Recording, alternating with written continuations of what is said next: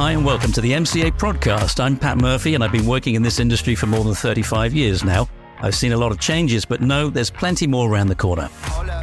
Each week on the podcast, you'll get to hear from one of the movers and shakers who shape the world of advertising and production for the future.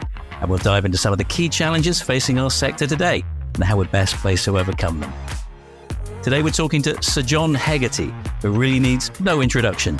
John was founding creative partner of Saatchi and Saatchi in 1970, and then TBWA in 1973, after which he left in 1982 with his colleagues John Bartle and Nigel Bogle to set up BBH, Bartle Bogle Hegarty. The agency went on to create some of the most iconic ads of all time, including Levi's Laundrette, Creek and Drugstore, and for other brands as well, including Audi, British Airways and Johnny Walker. John has been given the D&AD President's Award for Outstanding Achievement, and in 2014 was admitted to the US American Advertising Federation Hall of Fame. In 2007, he was awarded a knighthood by the Queen and was the recipient of the first Lion of St. Mark Award at Cannes in 2011. John's written 2 books, Hegarty on Advertising, Turning Intelligence into Magic, and Hegarty on Creativity, There Are No Rules. In 2014, John co-founded the Garage Soho, a seed-stage venture capital fund that believes in building brands, not just businesses. And in 2022, John co-founded the Business of Creativity, an 8-week online course with a mission to teach the world how to be creative. John, Sir John, may I call you John? Thanks for joining me on this podcast. Please do, Pat. John, it is. Thank you very much. It is slightly embarrassing because some people go on, you're doing an interview and some people go, well, Sir John, you've done, no, just John's fine. I'll do just that. It was great to see you the other day on that panel. Yeah. Great fun. It seems like there's no let up for you at all. You still have as much energy today as ever before. What are you sticking in your drink? Well, I'm a great believer in a fine glass of red wine and not to be abused, but a brilliant glass of red wine, especially shared with a friend, is one of the greatest tonics one can have. I have to say here, I do own a vineyard for all kinds of completely mad reasons. So I am promoting something I make. But that's one of the wonderful things. But I think it's about constantly staying engaged. We live in an amazing world at an amazing time with all kinds of challenges and everything else going on. But when you delve into history and you look at where we've come from, how we got here, it's just absolutely incredible. Not to be excited by it would be ridiculous. Yeah, I agree. I find this probably the most exciting time of my whole career, actually. There's so much stuff going on. Going back, rewinding, you were a founding creative partner of Saatchi and Saatchi, and I'm curious, but your name's not above the door. Well, it was obviously started by Charles. Actually, funny enough, we were in a consultancy called Kramer Saatchi. We were all working together. We knew each other working together. And Ross decided to leave Ross Kramer. And Charlie then decided he wanted to start an agency. He liked the idea of doing it with his brother. His brother Morris was younger than Charlie, quite a long way younger. And he asked me, would I come in as a partner? And, it was his agency with his brother. And it had a lovely ring to it, being Saatchi and Saatchi. If you put my name in the middle of it, it would have upset it completely. But it was his idea and his vision. So, we went along with it and loved it. And it was a great place to be. I learned a huge amount from Charlie. And of course, I was there back in the late 80s as well, but I missed you, unfortunately, at that time. Well, I'd long gone by then, yeah. I had a great time as well there at Saatchi and Saatchi. Now, I have to ask you about getting your knighthood. The Queen, many people say she was very well informed, but did she know you were the bloke who was famous for a half-dressed man advertising jeans in a laundrette? What did she say to you? Well, it's very interesting. It's brilliantly done, I have to say. I have to admit at this point, I'm not really a monarchist or a Republican. I'm that sort of soppy, soft middle that sits in the, I kind of can see why, or I can see why we shouldn't have it. So I didn't go there with kind of starry eyes, but I was incredibly impressed with the way it was done and the way it was handled. And I described it as all the pomp without the pomposity. And it's brilliant. What happens is you go up, as you walk towards the Queen, you'll show her what to do, you'll bow, you'll move forward. She will then address you. You shake her hand. If you were with me, I could show you she's no longer with us, of course, how you shook her hand. And it's amazing. You take it, or she gives it to you, you give 2 shakes, and then she hands it back to you. So you don't keep holding on to it. 1, 2, thank you very much. It's an incredible kind of experience. I mean, obviously she's had a lot of practice. But as you're coming towards it, one person is saying something in her left ear, somebody else is saying something in her right ear, because you get a medal first and then the sword. And obviously one of the people is saying, this is Sir John. He established BBH in 1982 with his partners, and he's got 8 offices around the world. And so as I approach her, she says, Sir John, wonderful to meet you, and well done having 8 offices around the world. Do you get to see them each year? And you go, no, but I go most of them. She says, well, that's fantastic. And by the way, keep going. And then she puts the medal on, shook her hand, gives it back to you, tap on the shoulders with the sword, and then you're off. But what was great is she was standing there, because they do it in tranches, and she's there for about an hour and a half, hour and 3/4, greeting all these people. Didn't sit down. Nobody gave her a cup of tea. Nobody said, do you need to go to the toilet or anything like that? And she was amazing. Absolutely. You sense this dedication to duty. And it was, in that sense, amazing. And we've lost somebody amazing in her passing. But of course, 92, 93 is not bad. Yeah. But it was a great occasion. Yeah, a great occasion. All the pomp without the pomposity. Love it. I thought she was great. Now, you've presented to some of the most influential marketers, including a number of WFA events. At one, you posed the question, am I a brand that stalks, or am I a brand that inspires? What do you mean by that? Well, I think the huge danger today in marketing is we've forgotten persuasion and promotion, 2 essential ingredients of any great campaign. And it seems to me that brands have veered towards promotion rather than engaging with persuasion as well. Promotion, because I can measure it, I can find out who I should be talking to. And in a sense, what you're doing is you're stalking your audience. And I've always said, I'm not sure that's a great way to build a relationship. In fact, in life, if you're a stalker, you can actually go to prison. But, you know, a brand can do it online and not go to prison, obviously. But I always think, you know, I came into the industry because I want to inspire people. I wanted to work on hopefully great brands, which I did manage to do, and inspire people to come to them. And we seem to have forgotten that because we've sort of gone down this rabbit hole that technology has offered us, which, by the way, is brilliant in lots and lots of ways. I am not saying it's all terrible, but there's a side to it which actually is very, very dangerous. And that is allowing a brand just to sort of follow somebody around and supposedly offer them what they want. How you actually know what I want, when even I don't know sometimes what I want, does somewhat amaze me. So I've described it as the new marketing strategy, or the new media strategy, is stalking. And I'm not sure, as I've said, that is a great way to build a long-term relationship. Do you think that's also part of the fact that clients tend to kind of go after the latest shiny object?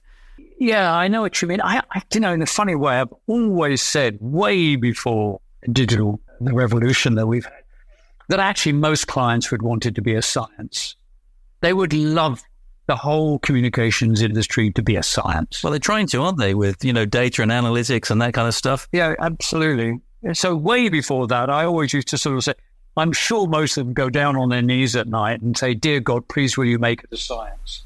And I think God has answered back and said, look, I tried, but I gave them free will. Big mistake, shouldn't have done it, but I gave them free will, and now you're completely screwed, so get on with it. And of course, whatever you do, clients will always try and make it a science. So of course, along comes, you know, digital media and the whole digital revolution and social media. And it says, you know, we can track things, we can get to the people you want, and it's measurable. And as creatures, as beings, as we are sapiens, of course, we love measurement. We love, you know, the 10 best this, the top that, the most influential this. We you know, lists and that. So we've got it in our DNA that we like to measure things. And of course, when it comes to marketing, if you can measure how wonderful that is, whether or not it's absolutely effective. It's, of course, a different issue. It suddenly becomes the important factor that you can measure them is the thing which is most important. And I think it was a wonderful director of the CBI, Sir John Bannon, who said, the danger of research is we measure that which is most measurable, not that which is most important. And so we elevate what you can measure because you can measure it, not necessarily because it's important.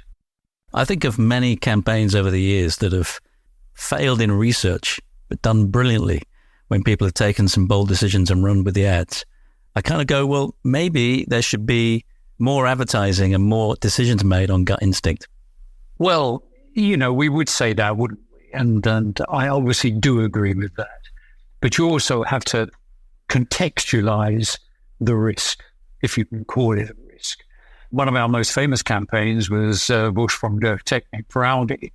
And the research said unequivocally, do not run this. And it was just that we had two wonderful, wonderful people at Audi, Brian Bolo, the sales and marketing director, and Johnny Mazaros, who is the advertising director, who both were they weren't renegades. They just realized there was a part of it you couldn't measure. And when they were told this, and they said, but we are a German brand. Why should we be ashamed of that? And so they said, go ahead. And of course, the rest is history. It was a huge success. And in fact, when we worked on Levi's, so on two factors there, when Levi's decided, because they were not in a very good place in 1984, 1985, and that they would relaunch the 501. That was the only product they really had. And they researched it amongst kids. And the teenagers didn't like it. Button fly. Why would you want button fly when a zip is much better? You know, well, that's kind of crazy. And then the silhouette, as they call it in fashion, they didn't like. But the reality is Levi didn't have anything else. So they said, well, we have to ignore the research.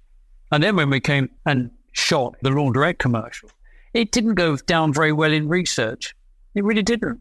And there's something that happens when you broadcast. A change of perception occurs that suddenly can catapult something into the public's consciousness. There were two examples, but 3 or 4 weeks ago, we had a big thing about it. It was Abba's 50th anniversary, was it, of winning the Eurovision Song Contest with Waterloo? That's right. Yeah. And I love the fact that the British public gave it no point. Yes, I remember it well. They gave it no points whatsoever. And if you think about it, there is the most amazing example of mass consumer research. And the general public gave it a thumb down. But on second thoughts, they all went, actually, I quite liked it. And they went out and bought it. I can understand why people do it to a certain extent, to kind of see if they can measure something and correct things. But it's always a dangerous measurement. There was no data. There were no analytics on launching the iPhone. Nobody said, I want a phone with a screen on it. Nobody said to James Dyson, I really do want a bagless vacuum cleaner.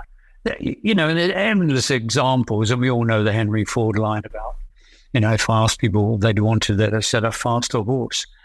But I think when you come to, if you've got a range of fruit drinks and you've kind of gone, shall I add pineapple to it as opposed to it, you can do a bit of research and see, well, what do people think about pineapple? Because they've got an understanding of it. When they don't have an understanding of something, it becomes ever more dangerous. It's a very dangerous road to go down.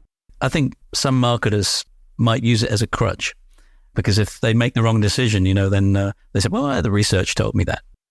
Yes, it becomes actually, it's like that old thing of many years ago, people won't know this, but there used to be a line about nobody got fired for hiring IBM. Exactly. And because at that time they were a huge, huge company. It wasn't that they were the right company, but, they were the safe company. And you're quite right, it's a crutch. Well, research said it was okay. Ooh, not my fault. And I think it denies the potential that a great marketing person can bring to a piece of communication and to a brand. And they don't see themselves like that anymore. They see themselves as technocrats who are just pulling various levers and, they're not inspiring people. They're just, promoting to people. So look, John, there's so many things happening in the industry now. There's so many things to be thinking about when coming up with new campaigns. There's the growing trend of in-house agencies.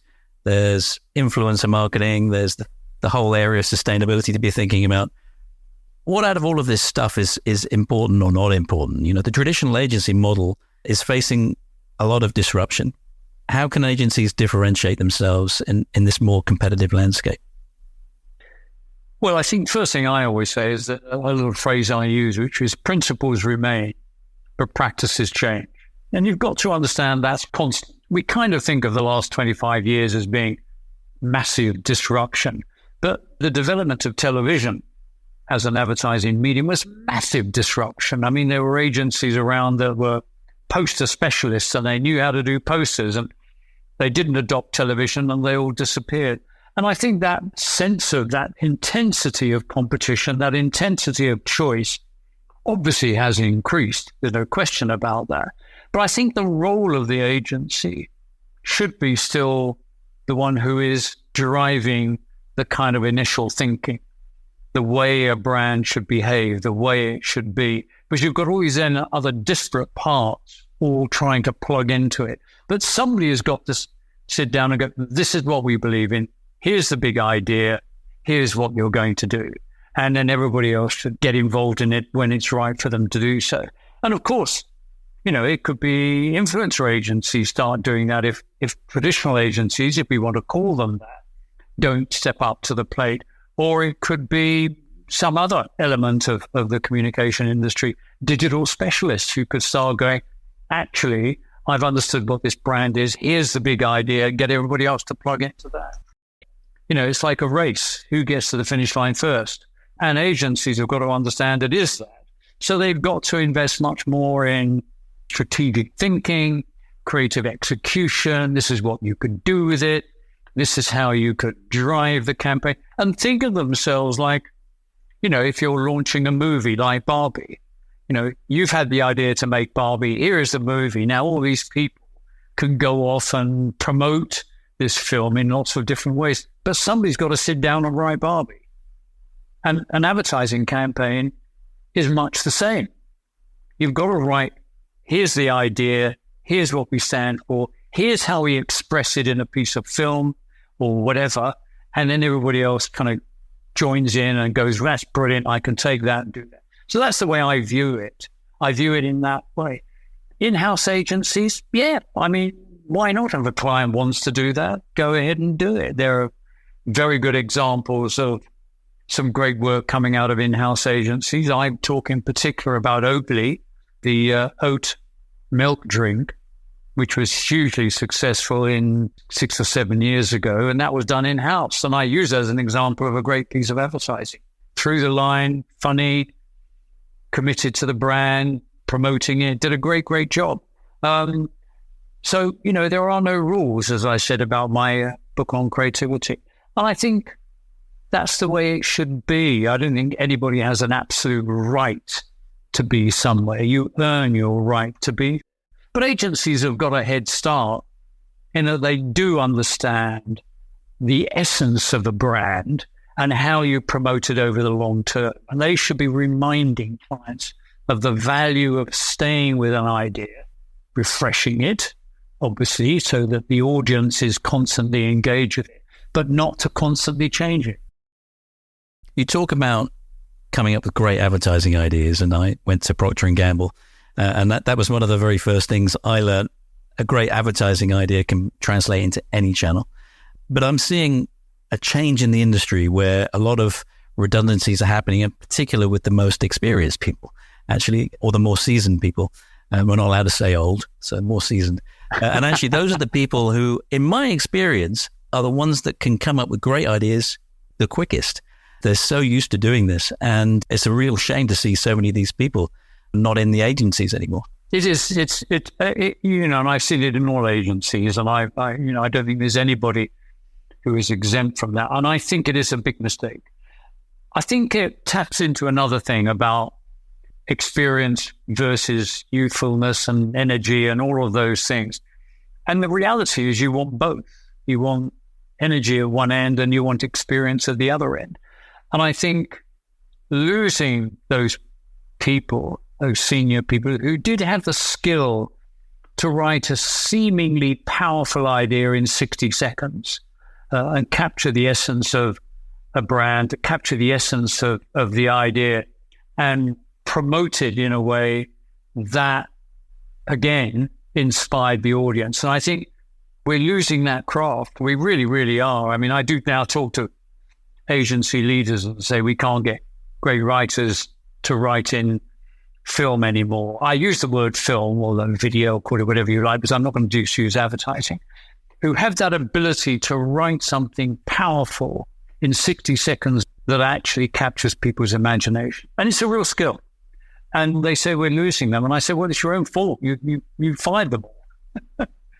We've taken all these experienced people and we fired them because they cost more, but they had huge skills, enormous skills. And it takes a very, very long time to develop those. And a history of doing it is very, very important.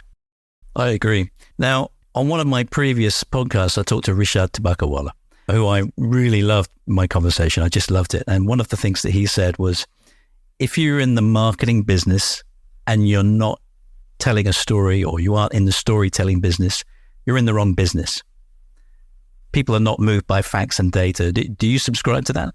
Well, totally. I mean, we are storytellers at heart. There's a wonderful book called Sapiens that talks about the development of sapiens, which is what we are, humankind, if you want to use another word, from the very beginning to where we are today. And Harari, his name is, says the pivotal moment, the pivotal change came when we developed fictive language. And that was the ability to tell each other stories. And he says the reason it was important is because we could share a story without actually having met before. But you've heard the story, I've heard the story, and a third person, we could talk to them about it. Chimpanzees talk. They talk to each other, but their talking is limited to, oh, look, banana, or watch out, tiger. And they get to about a group of 50, then it all gets too complicated and they split up. Because we could have this shared language, it was the very, very foundation of society, community, villages, towns, nations, the shared story of who we are. And it is so crucial to our existence, to our expression, to our being. Everything about us is a storytelling, just as a brand, a company is a story. And we relate to the story. Some, people tell them, here's a story about so-and-so. Here's why, so-and-so did such and such. I mean, and those things are crucial to it. So if you're not telling stories, you're not advancing as a brand and you're not connecting with people. Now, I've been reading your wonderful little tome here. There it is. Hegarty on Creativity. And there's some wonderful gems in there. I recommend everybody reads this book. I know it doesn't take long to read through. It's about an hour or two to read through this whole book. But the nuggets that I managed to glean out of that just last weekend, things like it's okay to get angry when you're being creative, right? Do you think that's why creative directors are always stroppy? People think anger is a negative reaction to something. Well, of course it is to a extent negative, but you channel your anger because you feel powerful about something. You're energized about something, and it can be about you're angry that somebody's done something in such a way. But the point about it is it's kind of channeling it and doing something positive with it, as I think I say in the book.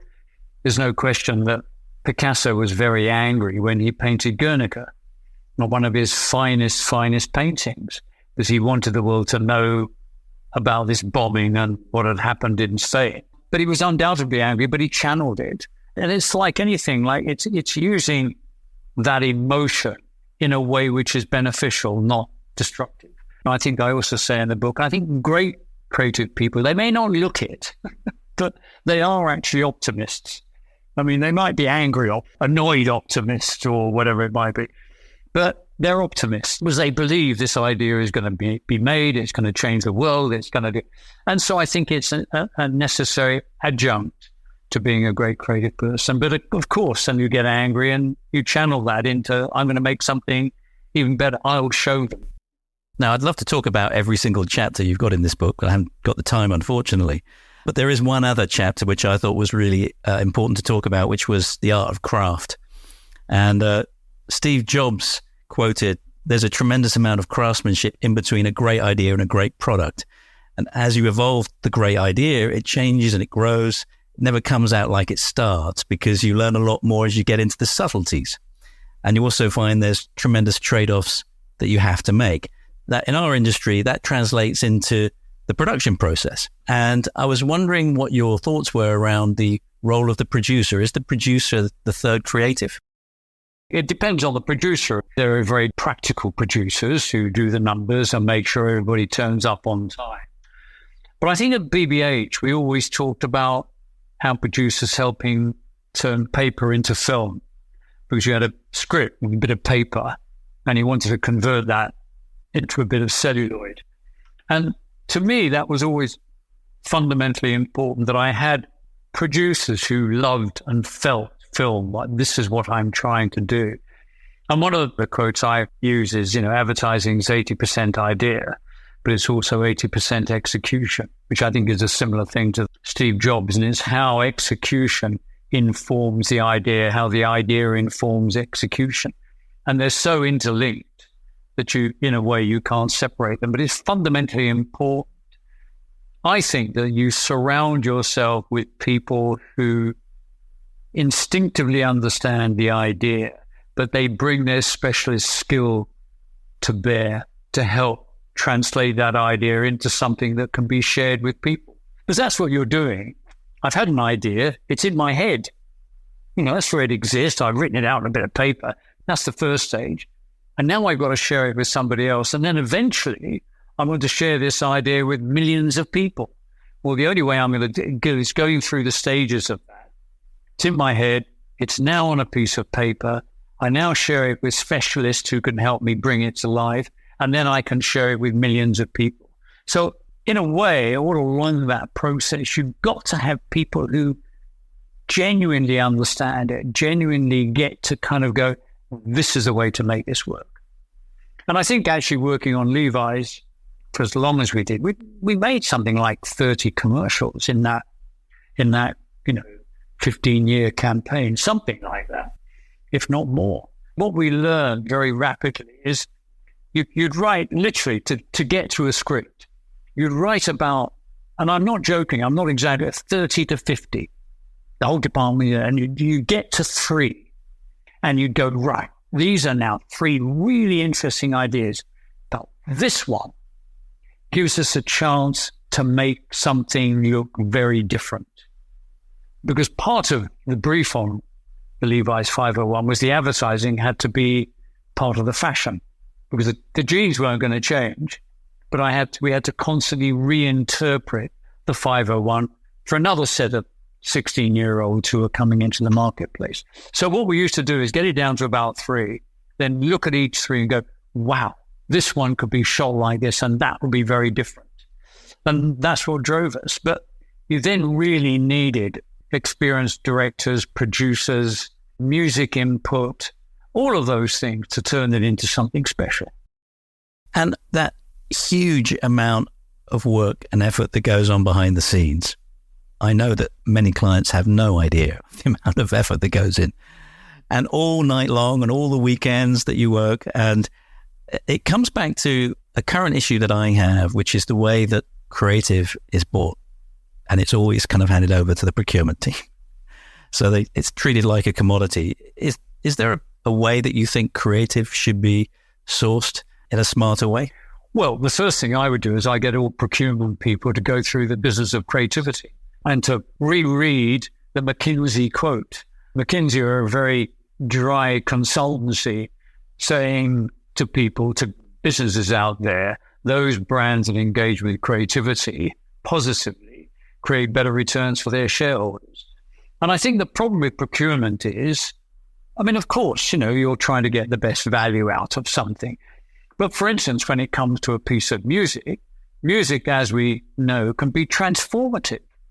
And so what you're doing is you're possibly, if you're objecting to, say, spending twice as much on the music than you had in the budget, you're forgetting the fact that you've made it 5 times more effective by using that piece of music. And then you're going to spend millions on showing that to everybody. Whereas if you listen to the procurement people, you lessen the value of that to those millions of people. Well, that's not good buying. That's very bad buying on my part. You've made the product that you're trying to influence with people less effective.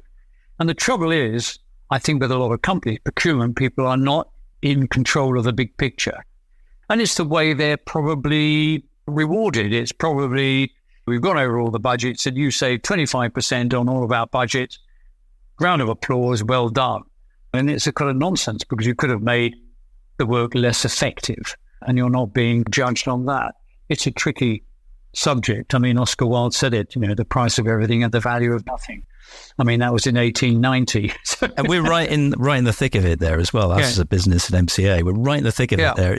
For us, it's more about, how do you make the right investment in the right areas rather than cost cutting, making sure that you're investing in the things that have the biggest impact. So music is a very specific one, I mean, when I was at Procter, I did some R&D on what parts of a production have biggest impact on effectiveness, and music was right at the very top there. So don't scrimp on it, if you can get it right.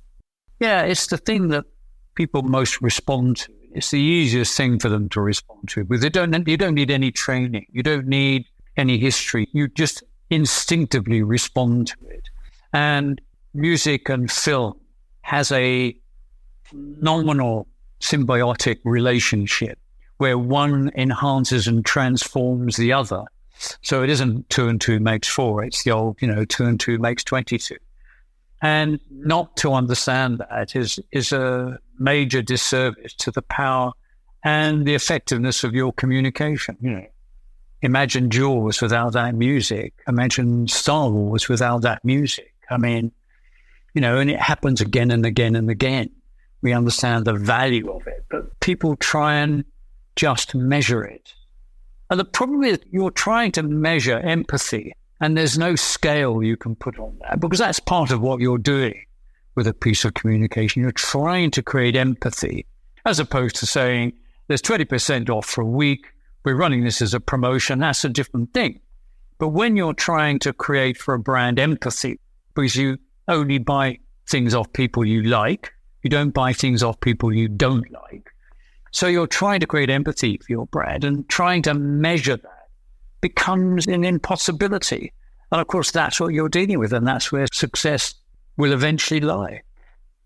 So I'm a man on a mission now, John, because following our being on the music panel only a few weeks ago, we discussed about the music being so far down on the budget that it becomes lesser important. So I'm going to move that right to the top of the budget next to the production house. And see what happens. What do you think? Yeah. So, I mean, what I would say is I would put it second. I would put it under production cost, making it, and then music. Because the two are inextricably interwoven. And I don't think a movie starts with a piece of music. A movie starts with a production, then goes to now what music is going to make this great. And that's where I would definitely put it. But, we were lucky with Levi's because being a youth brand and music being very important to that target audience, it was a much easier argument to make. But, we have had it with other people and they've just not understood it. But generally, having said that, to be fair, I think most of the clients I've spoken to and who aren't in a youth market have kind of understood it. They've gone, no, I do get the point you're making. I do get it. I just haven't got budget for it. And they've said, we've often said, well, why don't you get a bit of budget from there and put it there? And they often haven't done that because they have actually understood. Because in the end, they respond to music. They respond to it. It's something we all respond to. Let's move on to something that we talked about when I last saw you a couple of weeks ago. It's the subject of AI that's now being adopted by clients. And the conversation we had was very interesting, which is about AI being actually a learning mechanism. And you said very clearly, and I laughed about it because you said, well, actually, it's not just learning from the good stuff, it's learning from the bad stuff, which makes it very homogenized, doesn't it? I mean, the first thing to say about AI, it's going to be an amazing tool. You've got to engage with it. You really, really got to. You've got to work out how you're going to use it, how you're going to make it work for you. But overall, you've got to understand that it's something that is feeding off what's out there. So taking everything out there. And of course, it's taking the bad stuff along with the good stuff. Because it doesn't know. It doesn't have a filter on it and say, oh, that's not very good. I'm going to ignore that. That's fake news. It doesn't know that. So you've got to be very careful with it. It's going to feed in all kinds of things that might be problematic. That's on the problem side. The opportunity side is it's going to allow you to do many, many more things. And I think I liken it to sort of imagine, you're a writing for the theatre in 1890, you're Oscar Wilde. You fast forward 25 years or 30 years, and you say to Oscar Wilde, now, Oscar, I've got a camera. I can do a close-up. I can do that. I don't have to write dialogue there. I can leave it there. He would have been incredibly excited about that. And he said, wow, this is going to change the way I write. He's going to kind of use it as a tool to change the way he puts a thought or feeling across. I went to see an exhibition over the weekend, Illusionaries. It's on at Canary Wharf, and it's AI-generated imagery, and it's phenomenal. It's just phenomenal. But you look at it and you go, it's just spectacle. It's imagery without an idea, just because you can do it. And I walked out of it going, now, imagine you're writing a scenario, you're working on a script, and you've got this opportunity to use AI to change the way somebody reacts to something. So immediately in my mind, I went, now imagine you're writing a dog commercial. We always talk to dogs, don't we? But then the dog is looking at you and is talking to you. But of course, the dog sees you in a completely different way. I wonder how AI would interpret how a dog sees you. And that would be really interesting. So all of a sudden there's just as a simple idea, you can see how I could change the way a piece of communication works. Suddenly I can do all kinds of things that I haven't done before. I mean, that's just a simple example. So my view of it is that it's going to be an amazing tool. Understand it, work with it. But do remember, it has failings. And as I say, it scoops up all the shit as well as all the good stuff. So it's got to work out how it's going to do that. I completely agree with you.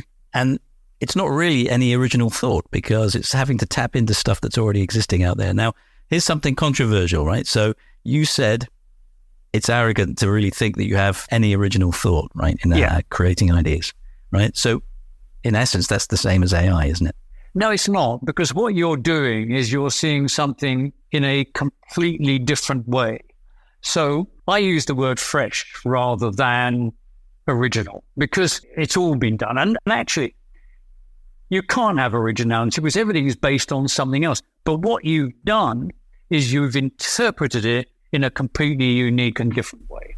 And that's what AI is going to be hard to do, because you're going to be inspired by sort of getting up in the morning, seeing a beautiful sunrise, getting a very sad phone call about a friend who's not very well, and that's going to affect your thinking.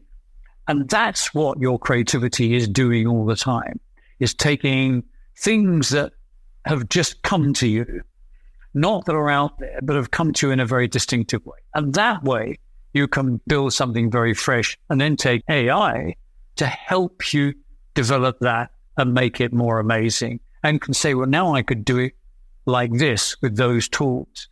You've got to remember, AI doesn't have a soul, and communication is about creating empathy and knowing what empathizes with you and knowing how you feel today, which is why when I talk about creativity and people say define creativity, and I define it as an expression of self, because we're all creative.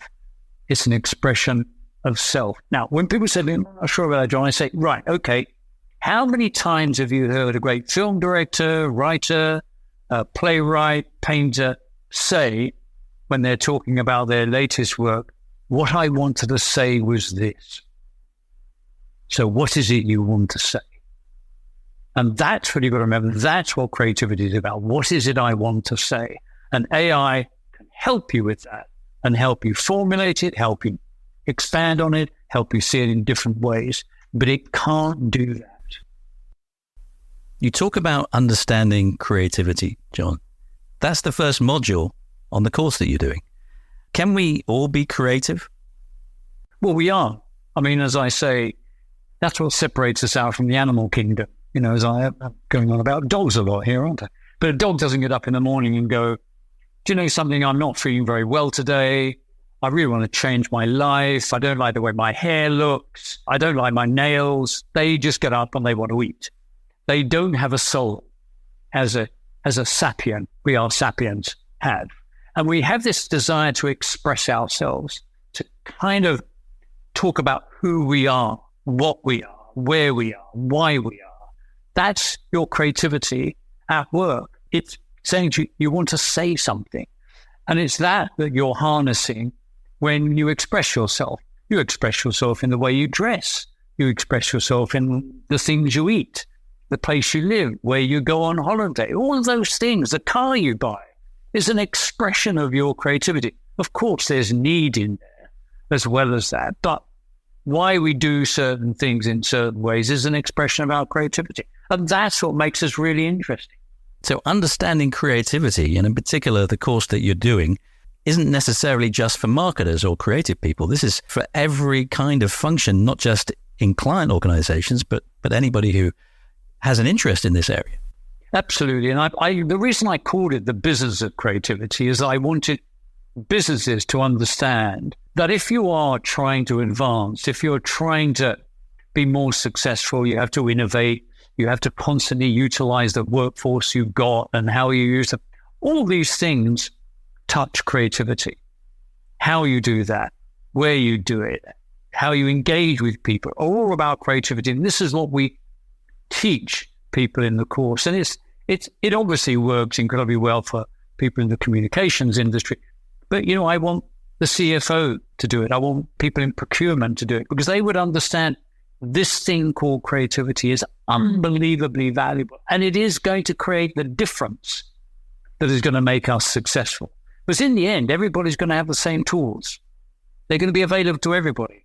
The idea that large organizations could afford them more than smaller organizations has gone. So, you know, how come Elon Musk, like him or not, can have the most successful car company in the world and he never made a car in his life? And he's worth more than every other car company put together because he had an idea and he knew how to put it into action. And I think that's where creativity is fundamentally important. It teaches you those things. People from that kind of world in marketers or in client organizations, so procurement and finance, will become, I think, much more powerful and better at their job when they are working and negotiating with their ad agency or their creative partners. Of course they are. That's my belief. I mean, nobody would say in a company, you know, whatever department you're in, oh, let's forget about innovation. That's a cost. Nobody would say take that. Well, innovation comes from creativity. It's driven by creativity. So understand creativity, understand the part that it plays within your company. And then when you're having debates about it, everybody's going to be informed. Everybody's going to be pointing in the right direction. You're going to make your company, as McKinsey said, not exactly people who deal with fluffy stuff, you will be more effective. It will go to your bottom line. The Business of Creativity course, John, you obviously got one coming up in next week, but you do this on a regular basis. What kind of time investment does this need for busy people? Well, what we do is we filmed it. So it's like I like to think of it like a documentary almost, because we filmed it in that way. It's over 8 hours that we release 1 hour each week. So it's over 8 weeks. They stay up longer than that. So people can connect into it through the week. And we do it in 2 tranches. We do it in the spring and in the autumn. The reason we do it like that is that throughout the course, you can ask me questions and you can then get a response, which I film, which I share with everybody. So I go, here are the latest questions coming through, read them, and I answer them. So you learn from other people as well as yourself.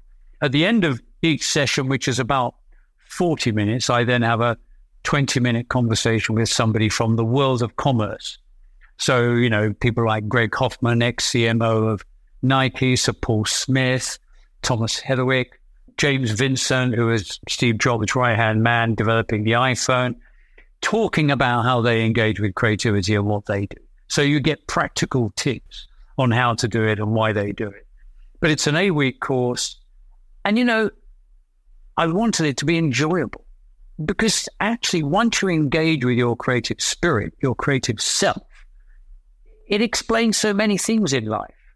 That's why I do that. That's very interesting. What's at the foundation of it? What drives creativity? How do you get more creativity into your life? And I don't mean go to art school or just about every day how you can do it. I always sort of think people talk to me about, hey, John, I'm doing yoga because it makes me feel better. And I go, that's great. But actually understanding your creative spirit, I believe, would do you even more good than even doing yoga. Big claim, but I'm going to stick by it. So what we're trying to do is, one, make you more effective in your daily business life, but also it breaks out into your personal life as well. So let's give the website address a plug. It's businessofcreativity.com. Go there, you'll find out all the details, what the various different modules are. And there's a great little video there as well, which I really loved to have a look at the other day. Couple more questions, John. We're running out of time. Obviously, we've gone over time, actually. But young creatives coming into the business today, do you have any specific tips for them? The first thing I would do, understand the history of advertising, understand where it came from, why it got to where it got to, and it'll make you better. And it's a very sad comment to make about our industry, the number of young creatives who don't do that because they think it's irrelevant. Well, if you were an architect, you'd know about Mies van der Rohe, you'd know about Frank Lloyd Wright. Even though lots of their materials have changed, you'd know about them. But in our industry, sadly, people don't do that, and they're not learning, which is a great, great shame. History isn't about the past. It's about the future. That comes back to your thing in the book, Hegarty on creativity. Read shit. And read good shit. Read shit, think shit, you'll create shit. So don't read shit. Fantastic. Final question. John, I always close the podcast with one question, which is, what's your favorite ad of all time? But in your case, there's a caveat. You can't pick one of your own. Damn. What's your favorite ad? Oh, there's no question. It's for Volkswagen, and it's called Funeral. Made in about 1968. It is utterly, utterly brilliant. Go on YouTube, look it up. It's fantastic. It'll make you laugh. Brilliant. I'm going to post it up on the website as well. Brilliant. So thank you so much for joining us today. I look forward to being on the live webinar with some of our clients as well as part of the business of creativity. Thanks for joining me. It's been a real pleasure, Pat. Fantastic.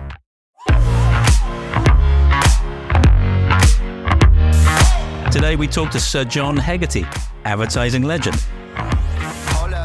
To find out more about the MCA podcast, please head to thepodcast.com where you'll find details on all my guests, links to their favorite ads and full transcriptions of all the episodes. So if you'd like to feature on the podcast or have any comments, questions or feedback, please email us at podcast@murphycobb.com. I'm Pat Murphy, CEO of MCA. Do come and connect with us on LinkedIn or Instagram, of which all the links in the notes for this episode will be there. We'd love to hear from you. Thanks again to Sir John, my team at MCA, and to my production team at What Goes On Media. Thanks for listening. See you next time.